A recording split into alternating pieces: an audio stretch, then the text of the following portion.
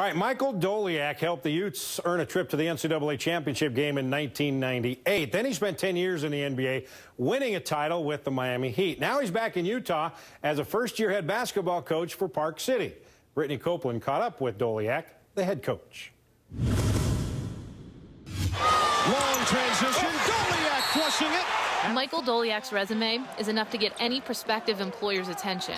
In 1998, he played in a national title game with the Utes. Double up Doleac, but he still scores. In 2006, it was an NBA Finals appearance with the Miami Heat, where he was crowned a champion. Then after 10 seasons in the NBA, he called it quits. So it was time to find a new job, somewhere he never saw coming. When I retired, I wanted nothing to do with basketball, and actually told some people that there was no way I would coach. And here I am coaching.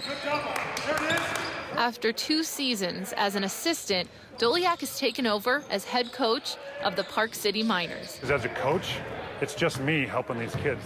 And I know I'm not a good coach, right? I'm learning. I'm a rookie coach who's figuring it out. The Miners only won 1 game last season, so Doleac's first task was to change the culture. Love the kids, but make sure you are also tough on them too and expect them to do the right thing. If you demand and set the bar up here, they'll get there. If you set it down here, they'll get down there too. So we try and just set it high and hold them to high expectations.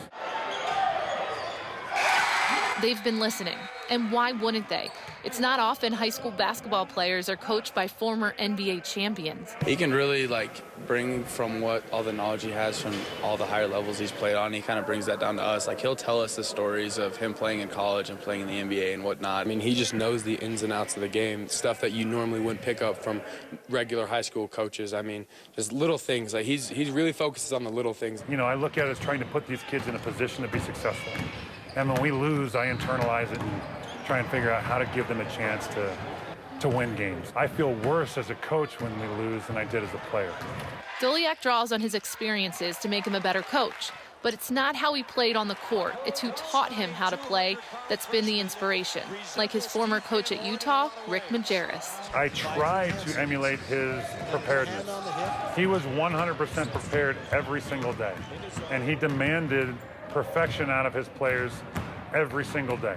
I try to do it in a way that's slightly different than the way Majerus did it. He said it in a little more colorful way than I try and say it. I mean, these are high school kids, and, you know, I love Majerus, but he had a way of being aggressive with language. Coach Doleac isn't on the basketball court. You can find him roaming the hallways, heading to his other gig inside the classroom. He teaches 4 physics classes at Park City High School. You know, there's a lot of downtime when you're playing ball, traveling around on an NBA schedule. I decided to start reading some nonfiction, so I read a bunch of physics books and kind of was blown away. And so when I went back to school, I decided physics would be a cool thing to study. Doleac has a master's degree in physics, which is the study of matter and energy.